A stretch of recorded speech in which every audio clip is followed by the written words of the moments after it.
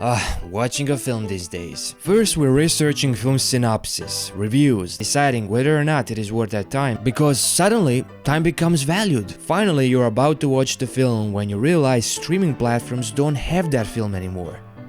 What? Downloading pirated movies? No thanks, FBI. I still collect movies on Blu-ray, DVD and VHS. That's right, I probably spent close to $1,000 on 300 movies I collected so far. And that's nothing in comparison with 2007, when people spent $16 billion on physical media, while today they're generating less than $2 billion. And nobody collects poor DVDs anymore. Today I will give you a couple of reasons why I will always support physical media and why maybe you should too. Coming soon to own on video and DVD. So back in the 2000s, we were unconsciously witnessing the death of old world and the beginning of digital world we know today. Buying music on CDs went obsolete thanks to YouTube and Spotify. Or who still reads books from libraries since books are all now digitalized? You have a 500 pages book now turned into a small PDF file. This image perfectly sums up the necessary consumerism from the 80s. You needed to buy a calculator to do math. You needed to buy that gigantic VCR in order to watch a film. Everything on that image and beyond can fit into our pockets today. Smartphone and digitalization obliterated those businesses that were once at their peak. And the reason is very simple. People are prioritizing practicality over aesthetics. Why would someone drive themselves to the nearest video rental store when they can watch the film from the comfort of their own couch? And this has always been in human nature. As soon as Netflix launched a renting DVDs by mail service, customers no longer felt an obligation to go to the video store when they could simply receive a film by mail. However, here we come to the problem of this unstoppable digitalization. Digital media will never be able to replicate aesthetical and emotional connection with physical media. Tactile feeling of paper under your thumb, the weight of vinyl record, the smell of new bought book, or unique satisfaction of putting a VHS tape in VCR. It all creates an emotional connection with a physical object which is completely absent in digital formats. Then there's printed movie covers, which can be a work of art itself. Scrolling through movies on Netflix don't have the same level of visual aesthetics, or if it has it, it is limited to a television screen and cannot be experienced live. And you know, this isn't just a problem with movies, it's a problem with all our surroundings that are getting digitalized and consistently losing their physical dimension. The next reason why you should buy physical media is owning physical media removes a risk of censorship. Your permanent copy cannot be modified through so-called updates, which is the case with streaming platforms.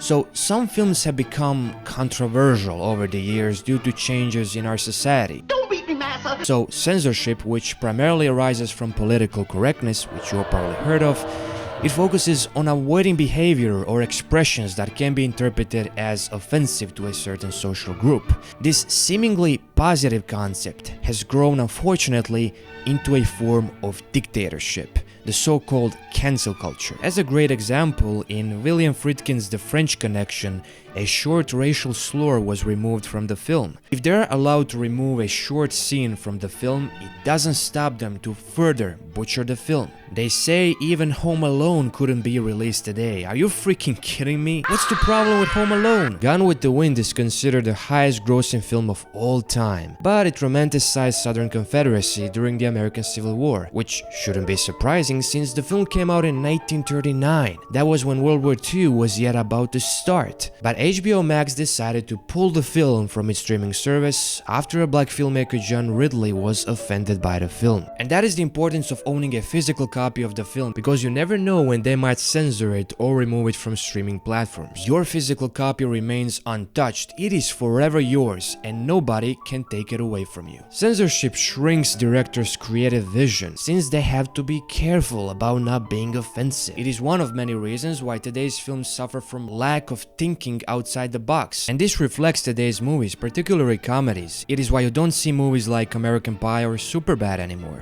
In stark contrast, during the 1970s, often hailed as a golden era of cinema, innovative and creative pictures were dominating theaters. Films like The Godfather, Taxi Driver, A Clockwork Orange, these classics would have never been made if Hays Code wasn't abandoned in 1968. Hays Code prohibited depiction of profanity, violence, nudity, and etc. in world of cinema. Now, perhaps you do agree with some of these restrictions, but let me ask you, would The Godfather be the same masterpiece if it followed the Hays Code? Absolutely not. This code forbidden sympathy for criminals. Not only that, but words like hell or damn. Are you starting to see a parallel to political correctness? The Hays Code mirrored conservative morality, while political correctness reflects today's liberal morality. Both of these can limit creativity for filmmakers. What's happening, hot stuff? Mad talk. Next, physical media supports indie filmmakers. This is a very important benefit discussed by Matt Damon himself on YouTube. So with physical media, people can discover movies that are forgotten or underrated, which isn't the case with streaming platforms since they rely heavily on algorithmic recommendations. You know, remember those old video rental stores? They offered enormous variety of movies as opposed to streaming platforms. And this is because Netflix works just like YouTube or TikTok. They recommend you a film based on viewing history and popular trends. This creates an echo chamber. Users cannot encounter movies that are different or not fitting today's standards. In video stores, an underrated film could sit right next to Hollywood blockbuster like Titanic and get just as equal attention from customers. Video stores provided indie filmmakers some revenue from rental fees. Whenever their film would be rented in a video store, they would earn some money, and that was going on for years. This is why Hollywood studios back then felt more open to financially support indie filmmakers, because even if an indie film performed modestly in theaters, it could still generate a significant income through VHS and DVD rentals. And today that's no longer the case, and it's why studios support mostly superhero movies since they're less riskier to invest in. So there's no longer a secondary revenue from physical media rentals and sales. And to make things even worse for indie filmmakers, Netflix, that works on recommendations, which I mentioned previously, it recommends movies that are trending while burying lesser known titles. I mean, thanks to VHS tapes, I discovered some amazing titles I never heard of before, like The Rain People by Francis Ford Coppola, Risky Business, Panic Room by David Fincher, and the list goes on and on. Coming soon to own on video and DVD. So DVDs and Blu-rays usually come with special bonus features, such as behind the scenes of director's commentary. This is especially exciting to me as an aspiring filmmaker. Watching behind the scenes of Christopher Nolan's Dunkirk was incredibly interesting. For example, instead of using CGI, Nolan fixed IMAX camera to the wing of the plane. Instead of digitalized extras for the background, they built cardboard cutouts of human soldiers painted and then held by people. I could have never imagined they did such things if I never watched behind the scenes. And then talk about the lost art of DVD menus. This is the menu from Shrek. As you can see, it features a row of characters who appear to gaze out patiently at the viewer. Or what about this cool looking Too Fast, Too Furious menu that literally made itself look like a racing game start screen? Do you ever see this creativeness on Netflix? Absolutely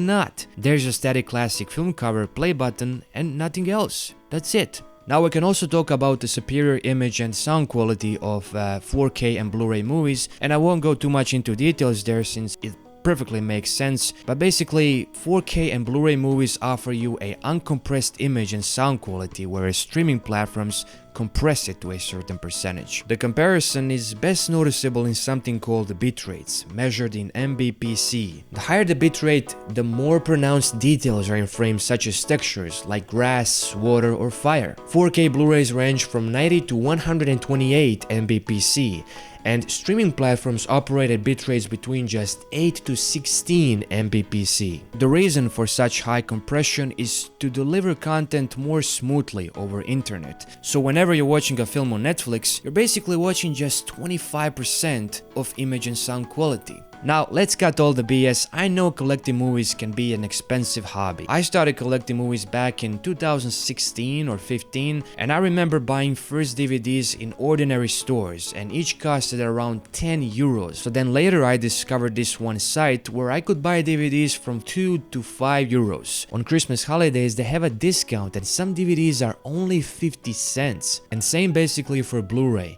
This guy went to a thrift store on a half price day and ended up with 41 movies on Blu-ray for just under $53. And as for the VHS tapes, it all depends on what type of film you're looking for.